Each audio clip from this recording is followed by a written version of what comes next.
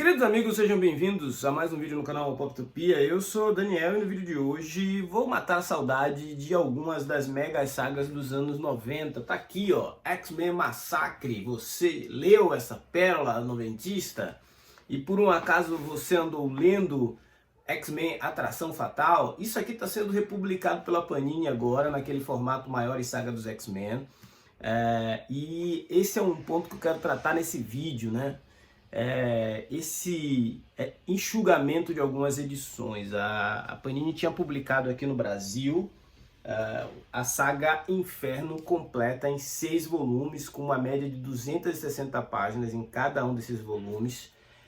Aqui, além da série Uncanny X-Men, que ela vem republicando agora na saga dos X-Men, tinha também X-Factor, tinha Novos Mutantes, tinha Exterminators, tinha alguns anuais, tinha Power Pack.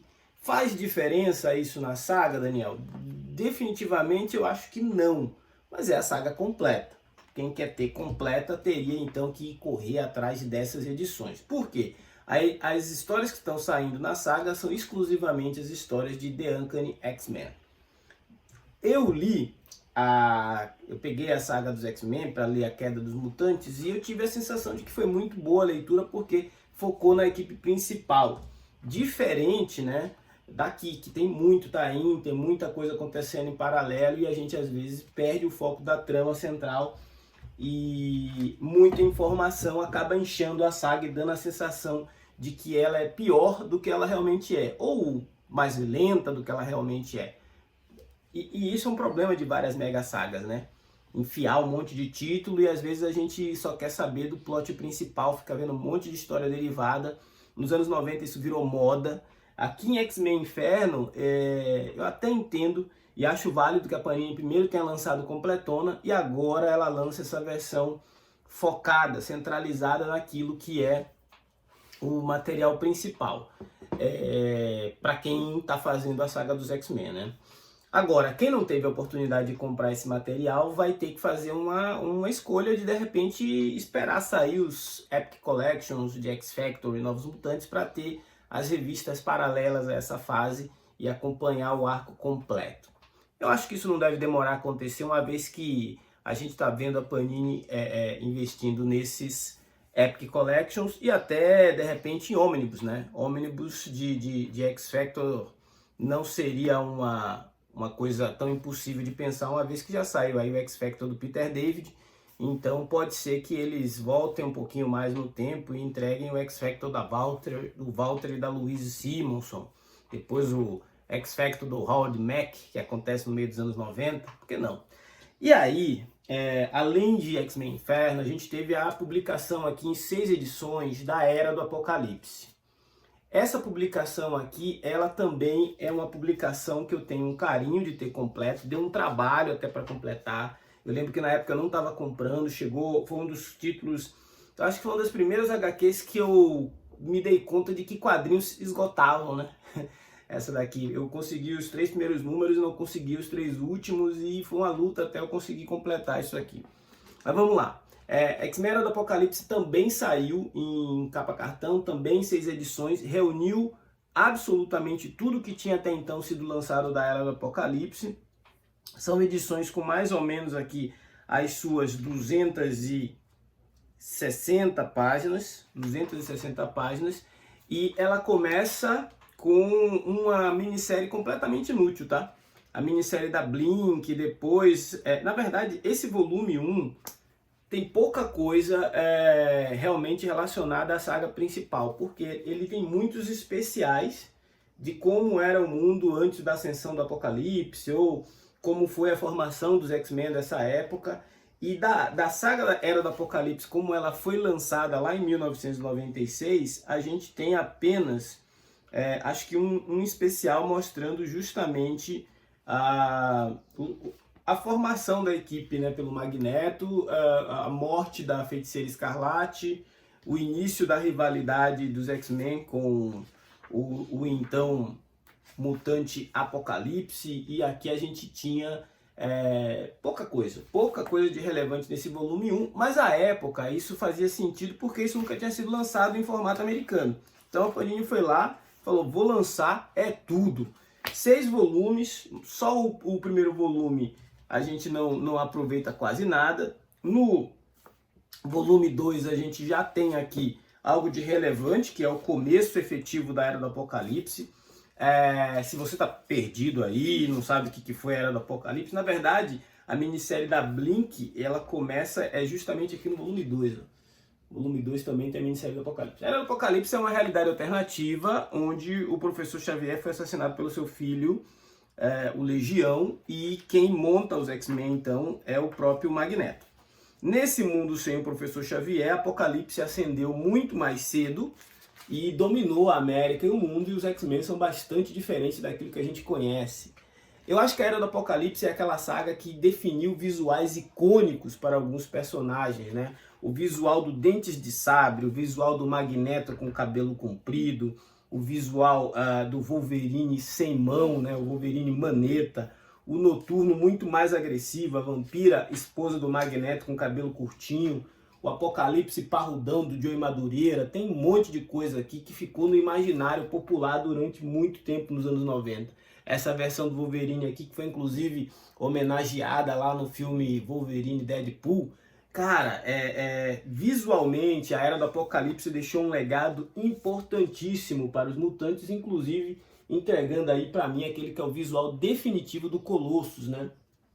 Aqui a gente tinha uma releitura ainda mais sinistra do possível futuro dos mutantes numa terra dominada pelo Apocalipse, onde eles eram a resistência final. Aí o Bishop foi parar lá, e ele é o cara que vai ajudar o Magneto a elaborar um plano para fazer com que o mundo volte ao normal. Essas edições vinham com essas fichas de apresentação, né? Uma ficha que dizia o histórico de cada um desses personagens, para a gente entender melhor o que aconteceu com eles nesse mundo sem o Professor X. Eu gosto da Era do Apocalipse. Eu acho que é a melhor realidade alternativa já feita com os X-Men, tá? Tô falando aqui como fã mesmo, tô analisando a obra. Tem um problema que é o gigantismo da Mega Saga, mas afinal é uma Mega Saga. A gente tinha histórias acontecendo em diversas mensais. Wolverine tinha sua mensal e tinha uma missão. Os X-Men, os The Amazing X-Men liderados pela Tempestade, com Mercúrio, Banshee, Homem de Gelo, também tinha a sua mensal e tinha a sua missão. O Êxodos era parte dessa equipe aqui. A Era do Apocalipse, ela congelou a linha editorial de X-Men durante acho que 4 meses. 4 meses inteiros, os títulos mudaram de nome, né? O Wolverine virou Arma X e Fênix, a X-Men virou Astonishing X-Men, o Excalibur virou Excalibur. E o quadrinho do Cable virou X-Men, o Nate Gray, que era o Cable daquela realidade lá. O sol tá batendo aqui, mas depois eu vou dar uma folheada e vou gravar isso para vocês. E esse cara foi criado pelo Senhor Sinistro, né? O Nate Gray foi criado pelo Senhor Sinistro para ser a arma dele contra o Apocalipse, que o Sinistro queria dar o golpe de Estado. Então, assim, tinha muita trama. Pra gente ter, por exemplo, uma ilha mutante com Krakoa, com isso, com aquilo, nos anos 90 a Era do Apocalipse estabeleceu algumas bases, né? Um material bem legal, bem à frente do seu tempo. Faltou um pouco de coordenação, as histórias aconteciam, às vezes a gente pegava ali alguns eventos, mas no geral o plano principal, que eram os X-Men restabelecerem a realidade e cada um deles atuando em uma frente, funcionou bem. O Gambit e a equipe dele tinham uma missão, o Dentes de Sabre, a Vampira e a equipe dela tinham outra missão, o próprio Bishop precisava ter certeza de que ele não estava louco, então o Magneto enviou seus agentes para reunir alguns elementos, e aí à medida que essas missões vão acontecendo, a gente vai acompanhando como aquele mundo é devastado. Mas Daniel, e onde estavam os outros heróis da Marvel? Tem um especial, né, chamado X-Universe, eu acho que é isso, onde a gente vai ver Demolidor, Hulk, vamos ver o que aconteceu com a maioria desses super-heróis aí, os Vingadores, Carol Danvers, todos eles aparecem, todos eles tiveram um destino um pouco infeliz nessa terra, porque o Apocalipse ascendeu antes da Era dos Heróis, né? E com isso não houve espaço para que se montassem equipes de Vingadores, Quarteto Fantástico, Defensores, etc. Só os mutantes eram a resistência, e essa resistência foi muito bem organizada pelo Magneto e seus aliados. Baita saga. Eu acho que isso aqui deve sair muito em breve em ônibus. Tem jeito de ônibus, tem cara de ônibus. Só espero que escolham uma capa um pouquinho melhor do que a capa do nosso querido John Romita. Essa capa de John Romita, ela não faz jus à saga. Acho que tem muito artista bom que desenhou nesse arco. Eu gosto muito da participação do Chris Bachalo. Cara, era um monstro desenhando o Colossus e a Geração Nova. É o quadrinho mais violento que eu li nos anos 90 de X-Men. Uma equipe inteira dizimada para cumprir uma missão. Enfim, eu gosto da Era do Apocalipse. Eu repeti isso aqui algumas vezes. Eu acho que foi o arco que eu me dei conta de quão gigante era a influência do Universo X dentro da Marvel, né? E conclui-se com uma mega batalha entre o Magneto e o Apocalipse. Uma batalha que a gente já imaginava há bastante tempo. Aliás, essa batalha do Magneto e do Apocalipse é um negócio assim que ilustra bem as diversas rivalidades, né? Tinha uma rivalidade entre... Vou para cá. Tinha uma rivalidade muito grande entre o Ciclope e o Wolverine. Tinha uma rivalidade muito grande entre o Dentes de Sabre e o Wolverine, entre o Destrutor e o Ciclope, entre o Fera Negro e o Senhor Sinistro. E isso tudo é muito bem trabalhado. Essa capa, ela forma uma capa só.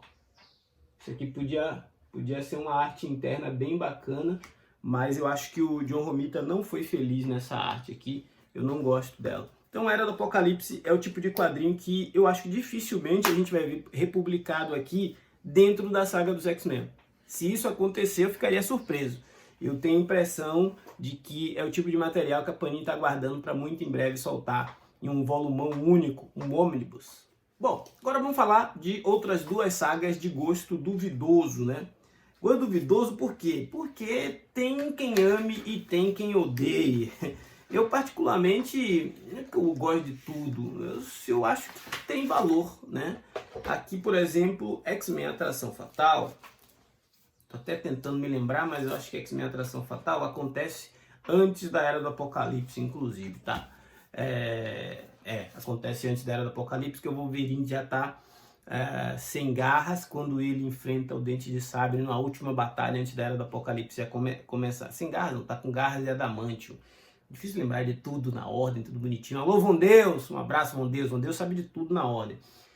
Foram lançados em 3 volumes, né? Foram lançados em 3 volumes com 290 páginas em média. 252 páginas do volume 1, 268 páginas do volume 2 e 298 páginas do volume 3.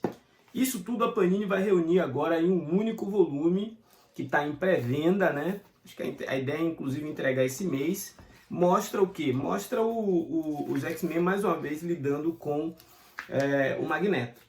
O vírus legado foi espalhado pela Terra, alguns mutantes estão morrendo, entre eles vai morrer a irmã do Colossus, a Illyana Rasputin, vai morrer também acho que o Homem Múltiplo, e aí começa uma luta para encontrar uma cura, e aí o Magneto retorna querendo colocar o seu asteroide M em órbita da Terra, e tudo isso dá um rolo danado, os X-Men precisam impedir, e tudo culmina para uma grande batalha, onde acontece aquela fatídica cena do Magneto arrancando o adamante do corpo do Wolverine, né? Isso acontece exatamente, acho que na edição 2, ou só vai acontecer na 3? Só vai acontecer na 3. Isso só vai acontecer na edição 3, mas até lá é um mega crossover, envolve X-Force, X-Factor. Então, o que eu estou entendendo aqui? Né?